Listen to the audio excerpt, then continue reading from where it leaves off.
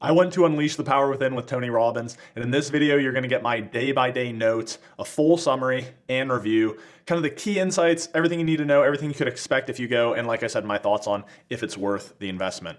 So down below, I have a more in-depth written resource as part of my happiness encyclopedia. It's linked to, and you can find that. But let's jump into it. So I'll share a big picture summary and review, and then we'll jump into the science behind Tony Robbins, because one of the things that I found most interesting was Stanford actually did a study on the effectiveness of his program, and then we'll jump into the day-by-day pieces.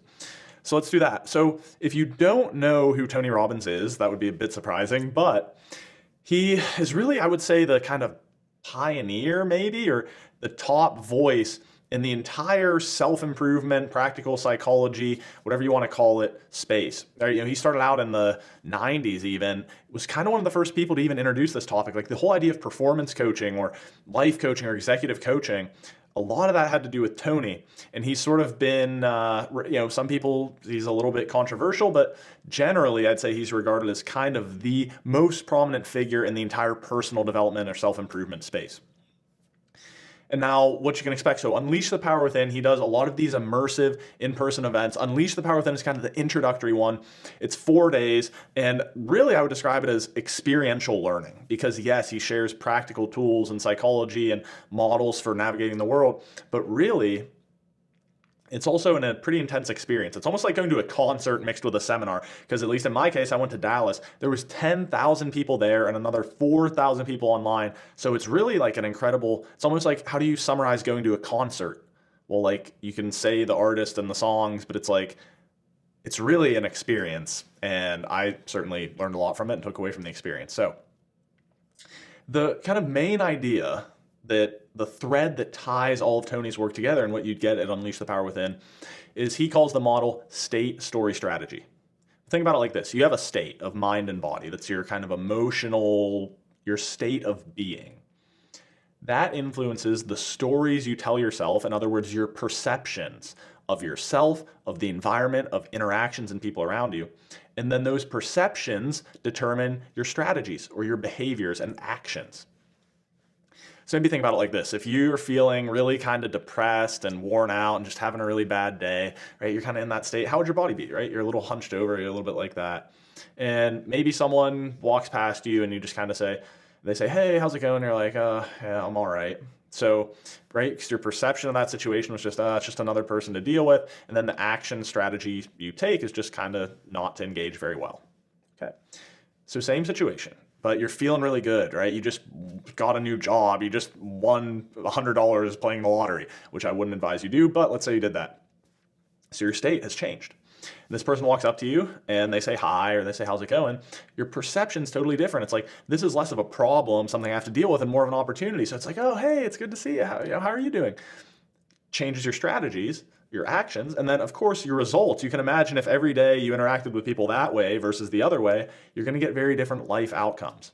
So your state often determines how you see things. Do you see more problems? Again, if you're in that not very resourced state and you look around and there's a challenge, it's like, oh man, I'm going to have to do all this work and it's going to take months and I don't even know where to begin. And I don't even know if there's anything I can do. Versus changing your state, right? Imagine if you were really excited about it. You say, oh man, this might be hard, but this kind of cool. I wonder if I could go talk to Jeff about this, or, can I look a video up on this? Or maybe there's someone I know in my network who's maybe done this before. And what changes, right? Your state determines how you see and interact with the world, and that determines the behaviors or actions you take and ultimately changes your results. So the entire kind of thesis of Tony's work is that if you can learn to master your state of being, to be in a more resourceful, more energetic, more generally positive state, because positive states tend to be more resourceful states, then the stories you tell yourself, your perceptions of yourself, of your environment, of your situation, of projects, of whatever, are going to be much more effective. And then you're going to take much more effective action. Your strategies are going to be improved. So in Unleash the Power Within, you explore a lot of different things, but ultimately I'd say the core thing is you really just, boom, you learn how to master your emotional state. And he teaches, and I'll share some of these as I go more in depth, tools and skills to help you master that state, right? It's kind of the foundation for then the story and strategy. So I'll give a short little review on this. And again, I share more in that link that I mentioned in my happiness encyclopedia. But I tend to structure things as like must. It's an absolute must. Next level down is like really, really, really, really think you should go. Then it's like, yeah, probably good. And then it's like neutral. And then it's like, don't waste your time. I think for this event, it's one notch below a must. It's like really, really, really good. It will absolutely change your life, worth the investment. It's just an incredible event. And now thinking about this, right, there's some price tiers here. I think the minimum was about $700. I paid for basically same thing, but just to be like closer to the front, $1,300. And now if you are already kind of, I don't know, very familiar with a lot of this stuff, you think, oh, well, I've read a lot of self-improvement books or psychology books or habit books, whatever. I still think for me, it was absolutely worth the investment because it's that experience piece. Like I said, like how do you describe going to a concert? Like you really can't. So this experience really helped me level up, I'd say. And it's like I knew intellectually a lot of the things around, I mean, as you can see by my videos and my channel about happiness and personal development and psychology, etc. But to really experience firsthand, getting those tools and actually embodying those emotional states, I think I hold myself to a much higher standard now when it comes to challenging my own beliefs and perceptions, but also just being able to be like, boom, here, I'm so energetic. And maybe I think it's coming through on this video, but like a lot of that's a learned skill that this event helped me to develop. So if you're already pretty familiar with this stuff, I think it can help level you up and give you more of a embodied experience to assist maybe some of the intellectual learning that you've already done. If you're totally new to this, then I think it can absolutely be a life-changing event, and kind of no matter where you're at in your journey, it'll be a life-changing event. The only other thing I'll say is that maybe, just a maybe, if you're really short on money, you think about $700 to $1,000, but you're going to have to pay for travel and lodging and meals. Maybe you start with some audiobooks of his, some stuff to just get a lot of the principles down, and you'll get a lot of mileage from that. But ultimately, I do think that it's a lot of money, but I think there's an ROI here in terms of changing your quality of life and changing how you show up for both the personal and professional side. So that's a little bit of a review. I would strongly recommend checking this out. I think it's worth the investment. So before we jump into the day-by-day kind of deep dive in my notes and lessons and insights, I just want to share a little bit of the science behind Tony Robbins, because one of the things that really shocked me is like I knew he was effective, but I didn't necessarily think there'd be that much of like a research background to this. So apparently what happened is someone went to a seminar that knew people or was involved at Stanford University, and they were like, this is insane, we got to research this. So they went to Date with Destiny, which is a 6-day program he does, but similar dynamics and content, just a little more in depth. And they got a group of like 40 some people, and they looked at a bunch of different things from them. And I will make a video right here that goes a little bit deeper into the science of Tony Robbins' work. But what they found is that first they looked at how effective it was as a learning tool, and they compared his style of teaching versus like a standard lecture. And they found that it led to way higher levels of learning and retention. They had people do a follow-up test to see how well they learned the content. So it really helps you to lock in the learning. But what's even more impressive is that it was a very effective tool for improving depression, anxiety, and stress. So they had people go into this and they did a depression assessment of them. And the people who showed up as depressed, by 30 days after the program, all of them were in remission from their depression. So huge improvements in depression and, like I said, stress and anxiety. They also looked at well-being, so a collection of like 10 different markers of well-being, and that was also improved. So like I said, you can watch that video that has like a little deeper dive on how they did this, but I personally was a little bit skeptical of if there'd be like some scientific research behind this, but I reviewed the actual original papers, not just the stuff that Tony and his team published, and it's definitely legit. So pretty impressive. So let's jump into the day-by-day breakdown here. You're going to get a lot of practical tools and lessons and models that you can probably apply to ultimately be happier and more effective in your life. So day one's theme was breakthrough, and it was really about pushing you a little bit and setting the stage for kind of this emotional container that is the experience of Unleash the Power Within. So I'll share with you a little bit about it, but it was really all about mastering your state, kind of your state of being and your direct experience, and then some psychological tools, and then it culminated in this big fire walk. So Think about it like this, right? Your life kind of depends on the states that you inhabit.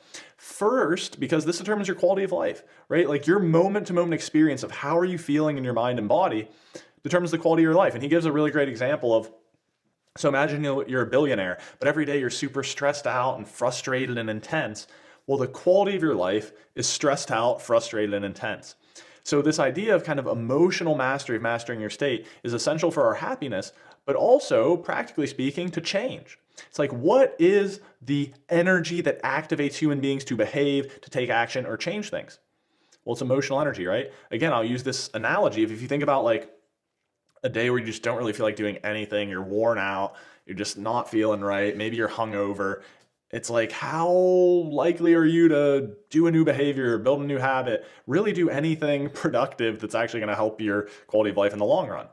Probably not so much. But if you can think of it just the energetic shift I just did right here, it's like, boom, let's go, let's get this.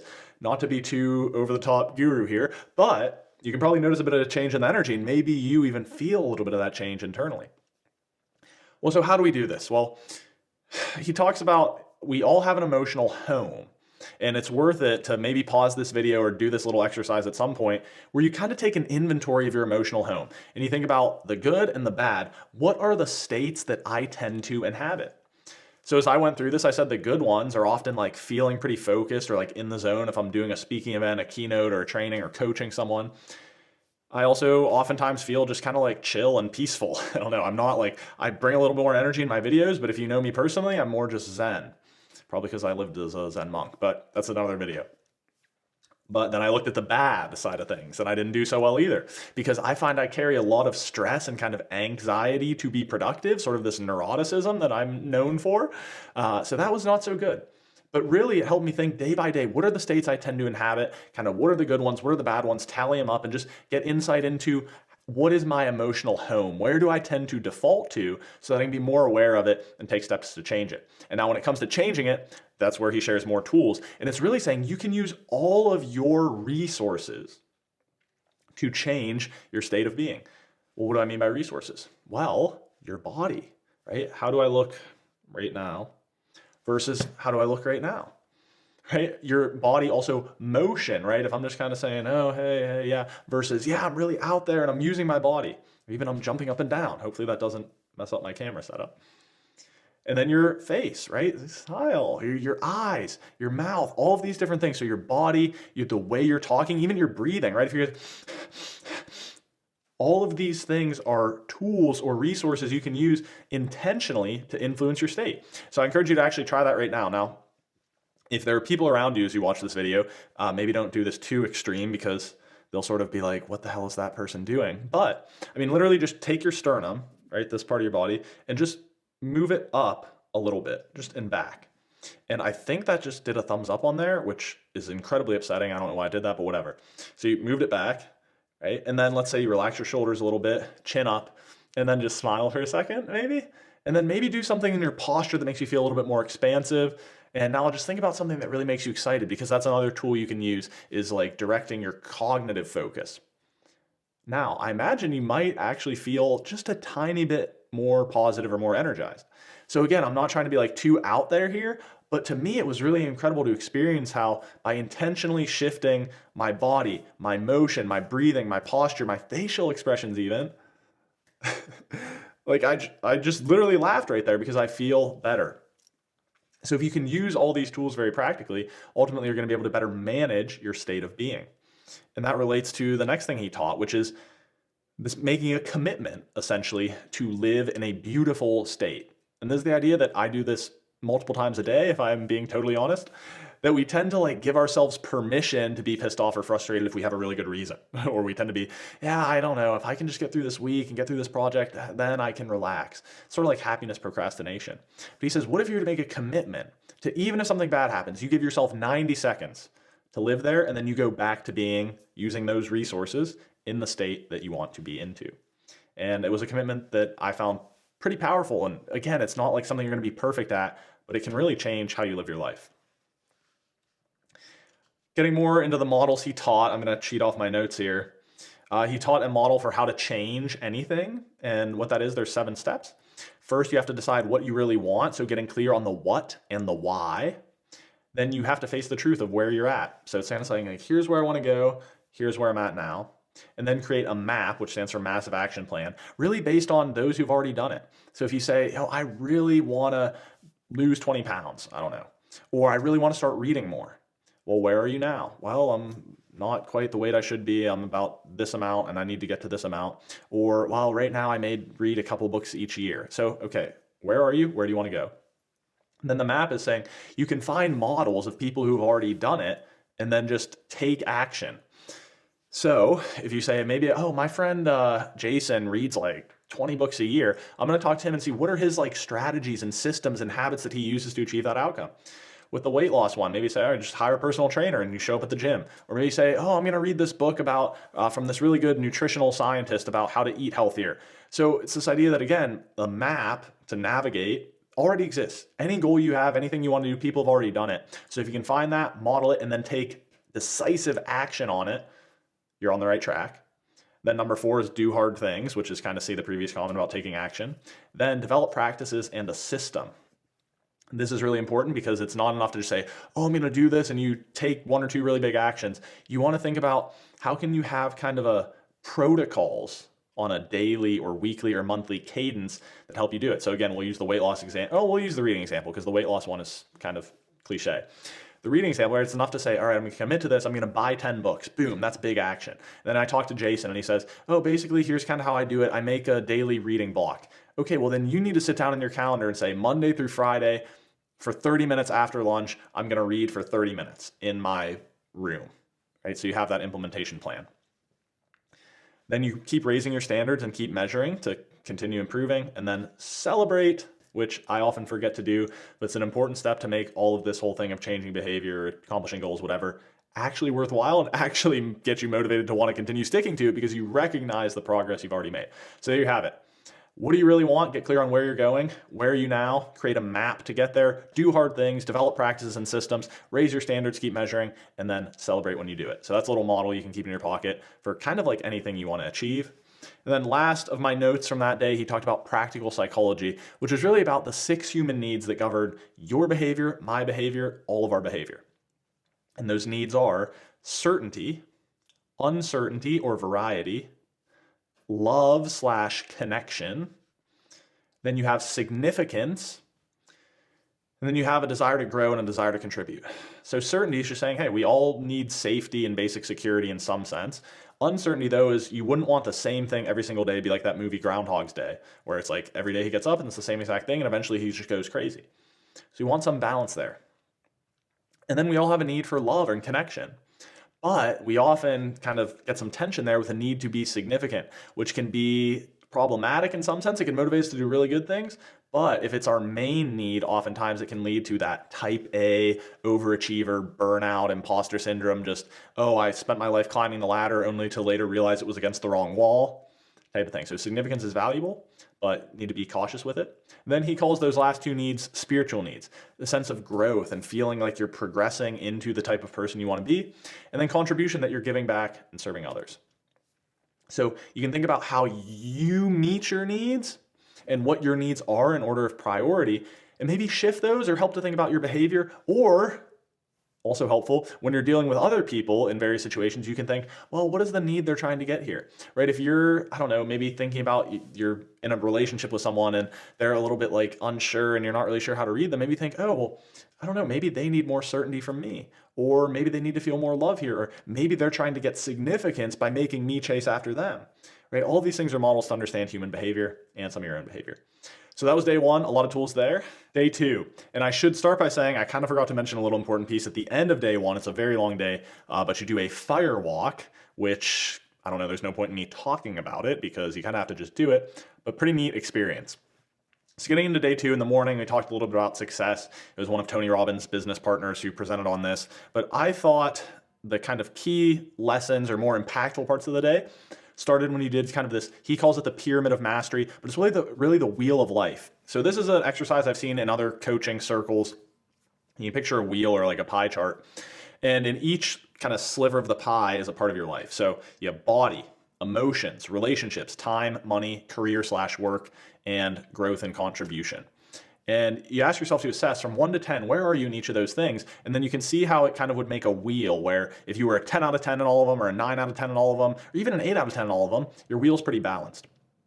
But what you see with a lot of people is they're not very balanced, myself included, where you have things that are 8 or 9 out of 10, and then right next to it is like a 3 or 4 out of 10. And so not a very symmetrical wheel. It looks more like this weird kind of, I don't know, awkward looking shape with a bunch of ins and outs and stuff. Not a very smooth ride. So this was all about prompting you to reflect on, well, what are the areas of your life that you need to work on? And then sharing some tools of how to get there. So similar to what I shared from day one, where you assess these different areas, I think the main ones I wanted to work on were emotion and kind of career. But you think about those and you say, okay, well, where am I at now and where do I want to go? And then what is that map? What are the immediate actions as well as the longer term strategies I can use to kind of close that gap? So interesting exercise, maybe worth doing a little personal inventory and reflection. But the most powerful part of the day I thought was this next part, where Tony talked about who you spend your time with is who you become. Who you spend your time with is who you become. And his quote, I'm going to read here: people's lives are a direct reflection of the expectations of their peer group. People's lives are a direct reflection of the expectations of their peer group. So he says, love your family, love your friends, but choose your peer group. And I thought this was incredibly important. I mean, I think about my career success. A lot of it was finding the right mentor, getting involved with some associations, and even 2 of my very best friends now, well, there's 3 now in our group, that meet every 2 weeks to do kind of a mastermind, because as much as I love my friends from back home and they're great, we don't always kind of talk about the same things in a professional sense. But I have this group of 4 people that every 2 weeks we meet, and one of them is growing a huge podcast. You can check it out, Lewis and Kyle Show. Another one is like this young genius kid who's figuring out everything he wants to do, but he has all these great ideas. Another one of them just dropped out of Harvard because he got like $1 million to start an AI startup. So pretty good crew of people that help push me to another level. But this isn't just about achievement. There are also people in my life, I think about my best friend's parents, that are like really good models to me of just like kind of living a simple life and being really, really good, happy, stable people. So I tend to think, it's like, who do I want to spend time with? And the more I spend time with these people, the more I tend to become like them. It's just kind of how the brain and how we work as social creatures. So I thought this was a really important lesson. At the end of the day, he taught to, kind of related, but not totally, mirroring and matching. So this is a tool that you can use to build connections with people and, if appropriate, sometimes influence people. And it goes like this, that there's something called the 7-38-55 rule that says that when it comes to building rapport and a connection with someone, 7% is based on language, 38% is like voice and how you use your voice, and 55% is physical. So he teaches how you can kind of model people, get into rapport with them by looking at how they're physically positioning themselves, their tone of voice and how they're talking, and then of course using language a little at the end to kind of build connection with those people and maybe just have better connections. But if you need to influence them in a way that's, I don't know, you're growing your business or you're asking for a favor or something like that, it can also be useful. So today's highlights, like I said, there was a lot of different things covered. We talked about success. We talked about closing the gaps in each of these areas of life with that wheel of life reflection exercise. Then we got tools for mirroring and matching, and I thought the most important part, like I said, was really reflecting on the importance of peer group and saying, look, it's not like you have to give up your friends and family or something, but it's like when I think about the areas of my life I want to improve, how can I get involved with groups of people that are on that same mission, and ideally, people who can level me up, right? So there may be a couple levels above me in terms of physical fitness, or there are a couple levels above me in terms of business, or even just like emotionally and kind of in terms of your like happiness and satisfaction. It's like, oh, that person's just really like content and they seem to be at peace and they're a great person. Like, how can I spend more time with these people? So that's day 2. Day 3 of Unleash the Power Within. And the first big kind of lesson or theme we talked about was priming. Now, this was pretty interesting. So this is the idea that oftentimes our environments or things we do or these little things have a really, really, really big impact on our state of being and how we see the world and how we're feeling. So the example he gives, and he's famous for this study, is they walk up to someone on the street and they ask them, hey, can you hold my cup of coffee? So this person is like an undercover researcher, but they make it look normal. They're looking on their phone, it's like, oh, hey, can you hold this for a second? Okay. And then 20 minutes later, they have a different researcher come up to that same person and they ask them to read this little story about some made-up character. And they ask him to assess that person. Is that person kind of nice and caring and kind, or are they mean? What are they like? And the story is written to be pretty neutral, so a lot of it's up to the person. But here's the catch. when the cup of coffee that was handed to that person was hot coffee versus when it was iced coffee, 20 minutes later, nearly all the people in the hot coffee group said the person was kind of warm and caring and kind of affectionate. And almost everyone in the iced coffee group said they were cold and kind of bitter and maybe a little bit closed off. So it's like, oh my God, like, how does that happen? And he cited a couple other studies that I want to pull up here. And the first was they asked women, Asian women, before taking a math test, either their ethnicity or their gender. Well, they didn't say anything about it. They just said, fill out this little form of your name, your email, your age, your ethnicity, or your gender. And so you think about the cultural conditioning here that we tend to, in our culture, say Asians are really good at math, and we tend to say women aren't as good as math. So just by priming them for which of those two things they focused on, those that were asked their ethnicity scored 11% higher on that standardized test. Similarly, people that were shown an Apple logo as opposed to like a Macintosh or IBM logo scored 20% higher for creativity. They cite examples of these restaurants, big even like Cheesecake Factory, that play certain music that gets you to eat faster or eat slower based on how busy the restaurant is. It was insane. So the idea here is that if you're thinking tactically, there may be ways for you to prime other people, but also being very cognizant of how your environment or your interactions are priming you, and ultimately learning how to prime yourself to be in more effective or more resourceful states. And kind of on a related note to that, the next thing I talked about was this theme of certainty. And in this piece on certainty, he emphasized this, that certainty, the universe and the world are inherently uncertain. True or false? Right? I mean, there's crazy shit happening all the time, right? The planet's spinning around. You don't even know what the weather's going to be next week, and neither do I. So reality is inherently uncertain. Certainty is something that is produced through you or me. It's something that we create and impose upon the world. And certainty is just essentially having a belief that something is absolutely true. And he talks about how this is important because he says when your shoulds become musts, that's when you really start to change things or start to get different results. But so it's like, how do we produce certainty then, right? Is this just a made up kind of thing? And it's like, no, certainty, like I shared earlier in the video, is a state that we can produce by changing our physiology and changing our thoughts and our focus. So again, same thing, little thing, shift your sternum up a little bit, make your posture a little bigger, and imagine you absolutely know that you're going to do it and you're going to accomplish something. And see how my posture just changed right there to be a lot more like forward, right? Sternum up, I'm forward, I'm ready to attack, I'm a little bit more aggressive. It's almost like a positive stress as opposed to what would uncertainty be? Have you ever seen someone who's really nervous to talk or speak and it's like, today I'm going to talk about all that changed was them. So it's up to you to produce that certainty in these different areas of your life. And again, that can be trained by using these resources, your body, your motion, your breathing, your face, etc. So I really love that piece on certainty and this idea of having that sense of certainty around the things that we set out to do so that we actually stick to the commitments we make to ourselves and to others. Next, we got into the Dickens process, which was a really deep dive in doing an inventory of your own beliefs and then shifting them to help you be more effective and more content. What I mean by that is we all tend to have these default beliefs or patterns that oftentimes we don't even know are there, and they can really hold us back. And these tend to be things like, if blank, then blank, or people are, the world is. And you can start to think about that. If you're the type of person that says, well, life is not fair. Okay, well, how's that going to affect your life? Or you say, people are bad, or you just can't trust people. If you have this subconscious belief that you just can't trust people, how do you think you're going to do in a romantic relationship?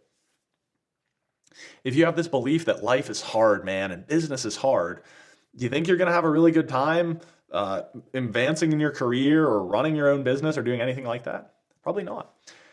So this exercise is meant to inventory, what are my limiting beliefs about the world, right? Something even as simple as me of saying, I've said before, oh, well, if I don't have my morning routine, I'm just not going to be very productive. And it's like, well, is that belief serving me? Because what if I have to get up for a flight at 5 a.m. and I don't have time to do all that, and I'm on my flight and I have my cup of coffee and I've got 2 hours to get some work done? If I have some belief that says, I didn't get my sleep and my morning routine, I'm not going to be very effective. There may be some truth to that, but that belief is not serving me. So as I went through this, I found that I actually had the subconscious belief, which is crazy because I do so much speaking and training. I'm like, I don't know, sometimes I get a little nervous before I give a speech or do a talk. And what I uncovered in changing this belief is to say, actually, nerves and excitement are really the same physiological stimuli. It's just my interpretation of them that's different. So it's not that I'm nervous, it's that I'm ready to go. I'm focused, I'm getting in the zone, I'm actually excited to do it. And there was a big technique he shared about how to kind of ingrain that new belief. But I personally, because I had a couple events after going to this, felt that I was much more effective through this process of changing beliefs. So maybe an exercise that you want to consider as well. Finally, at the end of the day, he shared the recipe for mastery, which is immersion, a model, and spaced repetition. So he gave the example of polo, but you can think of the same idea if you wanted to learn how to be a really good writer, let's say. I want to improve my writing skills. Well, you need to find a model first, or a teacher. Who's someone that can actually teach you how to write? Can you read books by really good writers and kind of copy their style? Can you get a tutor? Can you get a coach? Can you get a professor? Whatever.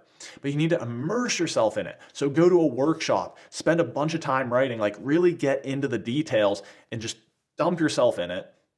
And then spaced repetition so that you keep it fresh. And I actually didn't even think of this at the time, but I really did this with learning Spanish and Portuguese. After high school, I moved to Costa Rica, fully immersed myself in it. And of course, naturally, I had a model in my godfather who helped me learn the language. But I was like, literally, like, there was nothing I could do. I was eating, sleeping, breathing Spanish for 3 months, and it was actually effing horrible.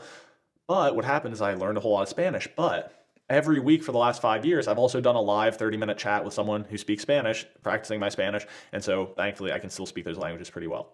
So anything, again, that you want to improve in, could be fitness, could be emotional health, could be physical health, could be a skill. Try to immerse yourself in it and get a model or a teacher, and then have spaced repetition so that you kind of keep that skill up to date. So there's a whole lot of stuff there, but that was day 3, one of my favorite days of the event. Okay, day 4, and now I have to admit, this is probably the most critical I'm going to be of the program, and I say that with all due respect to Tony and his team. I thought it was an incredible event, but day 4 felt a little lackluster, especially because I was hoping for a little bit more tactics and plans around implementation and follow through. And what we got was a lot of being sold to, and honestly, not a whole lot of like really high value content. And I shouldn't even say that. The content was valuable, but it was stretched like all day in this very theatrical thing when it's like, probably could have been like 2 hours. But the main theme was on health and vitality. So, we shared a little bit about in the morning, they talked about longevity, but then I'll just share with you kind of the principles that they taught to try to maintain your kind of physical health and vitality. And they talked about in terms of 8 gifts and 4 poisons. That's a gift as in a present, not as in the picture that moves around. Vital breathing. So they encourage you to do 3 rounds of 10 deep breaths every day, kind of like Wim Hof, if you're familiar with him. Lots of water and live food. They say to drink half of your body weight in ounces each day. So I'm about 180 pounds. That would be 90 ounces of water, which is a lot. You're going to be peeing a lot. I personally didn't follow through on that one, and I'm still alive, but whatever. Eat a lot of healthy fats. This one's definitely true. So thinking about like nuts and coconut oil, things like that, as well as certain kinds of like organic grass-fed meat and whatnot. Those tend to be good sources of fat, not your saturated fat, your mono, things like that. Trans fat especially is a no-go. They talked about getting a lot of leafy green vegetables, which is good, getting some movement into your day and aerobic activity, shooting for about 3 30-minute sessions per week, at least, of moderate intensity aerobic activity. I'd probably toss in a couple weight training days, but whatever, I can do a separate video on that. Getting good posture, directing your mind and heart, so kind of managing that state. And then the things to avoid. Avoid processed fats. So that's trans fats, that's fast food, Crisco, stuff like that, no good. Avoid processed meat. Avoid dairy, and avoid overly acidic things. So they shared all this. They ended up bringing in a gentleman named Dr. Mark Hyman as well, who wrote a book called The Pegan Diet, which basically, and I really respected him, he's an MD, he was very legit. But he basically found that the vegan diet and the Paleolithic diet, which says that you should sort of eat in an ancestral way, like what would hunter-gatherers eat? Well, they'd hunt animals and they'd harvest berries and nuts and seeds and things like that. So a lot of vegetables, a lot of starches, a lot of fruits, and a lot of meat, and not a lot of processed stuff. He's like, these are basically saying the same things. And so he shared his food pyramid model, which is saying like, basically at the bottom, you want to eat unlimited amounts of high fiber vegetables. So tomato, lettuce, celery, cucumbers, whatever. Next level up is healthy fats and proteins. So those can be your nuts, your good oils, your organic grass-fed meats, fish. Then fruits and starches, so potatoes, sweet potatoes, etc. Fruits, right? Apples, bananas, strawberries, whatever. Then you have the next level up, which is like grains and beans and legumes. Then you have spices and stuff. And then at the very top would be like processed sugars and oils that you really want to limit. So we got a kind of a deep dive in nutrition and exercise and vitality. And then at the end of the day, a gentleman named Master Co did a really kind of interesting life force energy, kind of Qui-Gong exercise and meditation that was pretty darn powerful. So there you have it, a pretty in-depth review. Like I said, you have this resource down below that's even more in-depth, kind of a day-by-day summary and notes that you can check out as part of my happiness encyclopedia. And I share all that to just share, honestly, my learnings and my opinions to hopefully help you to apply these tools and live a happier life. I have any critical language in there, hopefully is not taken as an affront to Tony and his team. But like I said, I share my honest opinion as a purchaser and participant in this program. But he is a man that I truly admire. And so I hope this resource serves you and serves the world. So that's all for now. Here's another video if you want to watch one. And I'll see you in the next one. This has been your happiness nerd, Jackson Kirchis.